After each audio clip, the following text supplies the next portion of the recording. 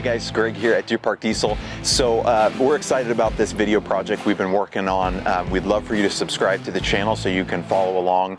Behind me here is a truck that we're going to be walking you through its transformation. We bought this truck actually a couple of years ago it barely ran, and by that I mean it didn't really run at all.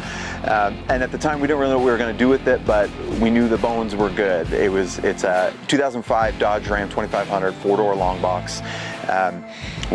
It's got a new engine in it, new transmission, a bunch of other modifications to the driveline and axles, a full suspension system, lots of power upgrades, and some other cool accessories that we've added as well. So we've got lots of documentation on this. We're going to walk you through the process step by step. So please subscribe to the channel, like these videos. It helps us get recognized by other users, and we hope that you enjoy the content. Thanks.